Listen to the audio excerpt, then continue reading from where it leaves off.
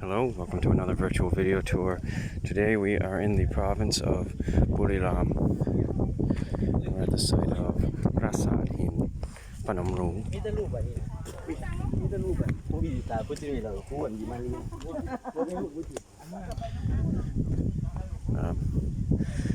So this site is located on top of an inactive volcano, which has been inactive for about 900,000 years. Now, as we're approaching the temple, you can see that much like in the province of Sakeo at Prasat Sadokoktom, we've got these pillars, these sandstone pillars leading up to the temple. Of course, this is a much bigger, more significant temple than that. Got this sandstone walkway here, and as we approach the temple, you can see that it looks like the peak of a mountain. Of course, we're already on the top of an inactive volcano, so you can imagine that this was a strategic location for the building of this temple, which is dedicated to the Lord Shiva in Hinduism. And the reason it was built on top of this volcano was so that it would resemble the mythical residence of the Lord Shiva, which is Mount Kailash. Okay, so this particular temple is supposed to be reminiscent of Mount Kailash, which is located in India. All right.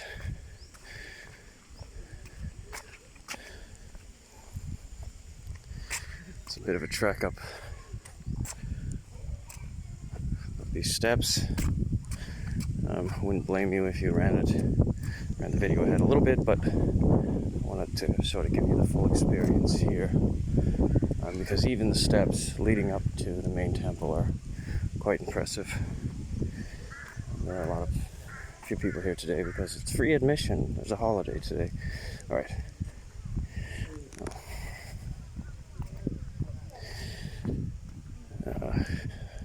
So the main walkway, as you can see, is made of laterite with sandstone on the edges. These pillars here, made from sandstone. You can see some beautiful lintel work here at the bottom of the steps, which are themselves made of sandstone. A 5-headed naga here.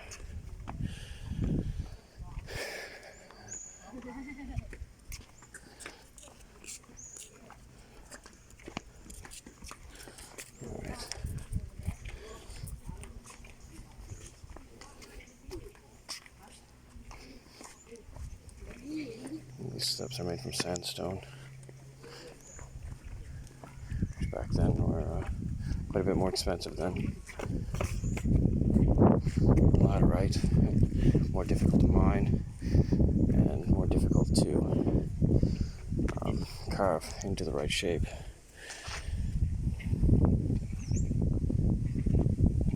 Okay, so according to this, we've got 52 sandstone stairs which lead up to the sanctuary. Okay. Alrighty.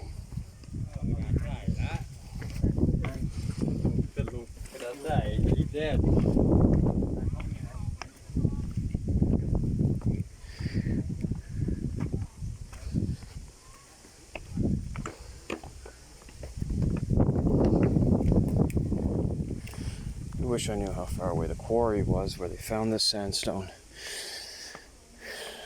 I imagine it probably wasn't really close by, but they would have put in the effort to bring these sandstone blocks to this particular location. As I said, this was a strategic location chosen for its height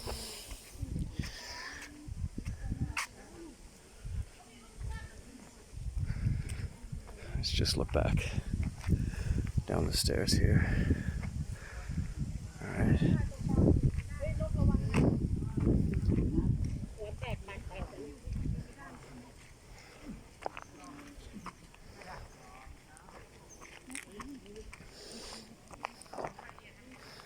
See, we have these pools surrounding the temple. This water was used for ritual purposes as well as practical purposes by the Khmer people.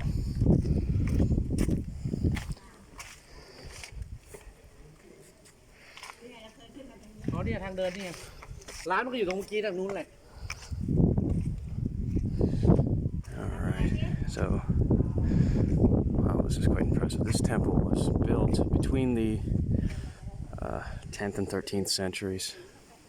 The construction continued for several hundred years.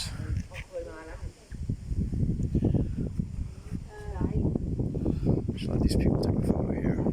Take a look at the pools surrounding the temple.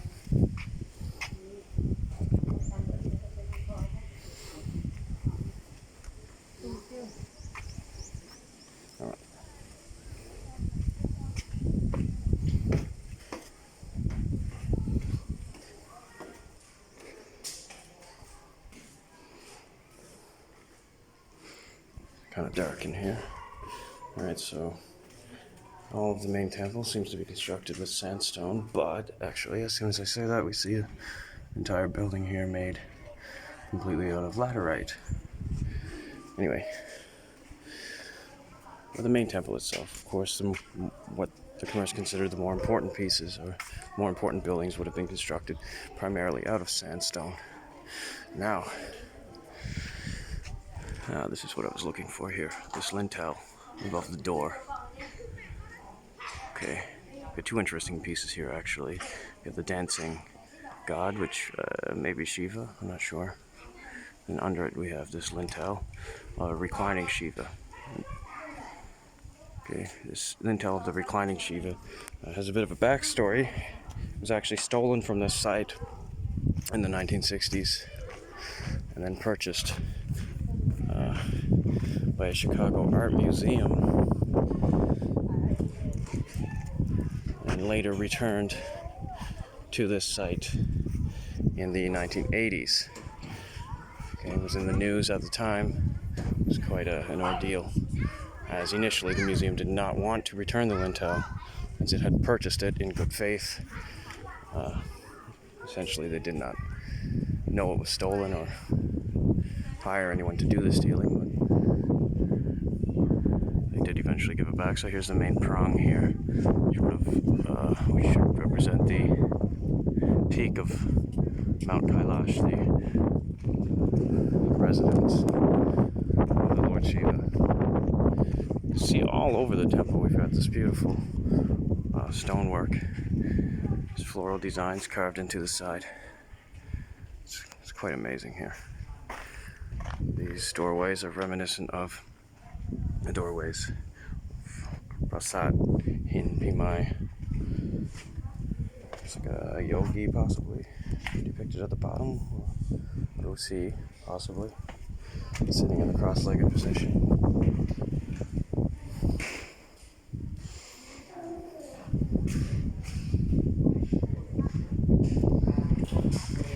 These outer walls here are made of laterite with sandstone on the top.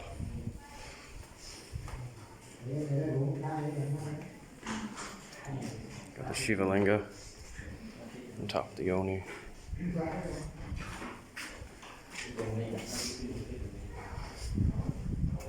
So in a temple dedicated to Shiva,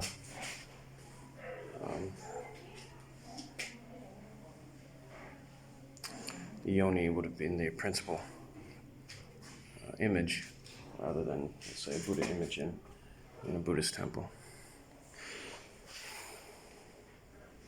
We've got some information about the yogi that I was talking about earlier. Okay, the 5 yogi on this lintel are Shiva in the Pasupata section of the Shaivite Hinduism.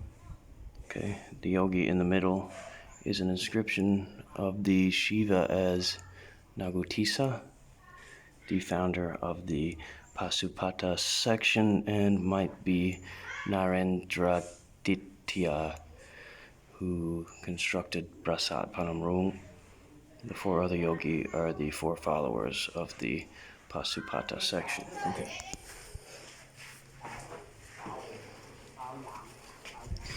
So again, you can see the yogi there. All right. This sandstone image. I'm not sure exactly if it's supposed to be Shiva or a Bodhisattva. Well, it wouldn't be a Bodhisattva, I guess, because this temple was not dedicated to Buddhism, so I'm not sure what this particular image represents.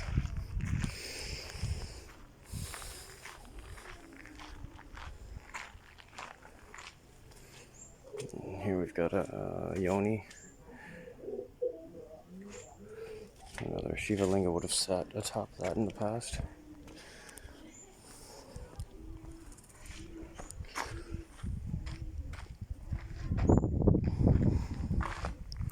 Some broken statues here. Let's see if we have any information on these statues. This is about the lintel above. Alright, I'll walk around and get one more look at that famous lintel.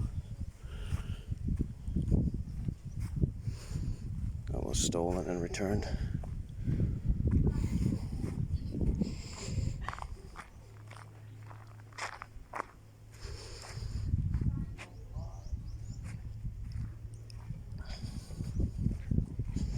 We've got a building constructed from red brick here, which is being destroyed.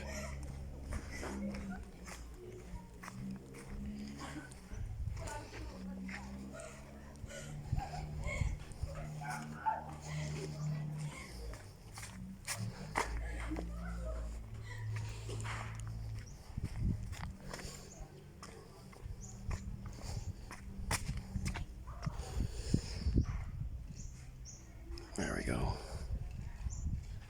Alright. You can see all these doorways line up perfectly during one part of the year in March. The sun will be in the correct position to shine directly through one of these doors, and in doing so, shining through all of them. Okay. So you can imagine that the Khmer people had quite a good knowledge of astronomy, movement of the sun around the earth. I'm not sure how they thought of it at the time. Anyway, I'm going to go ahead and end this video here. Thank you for watching. Thank you for listening.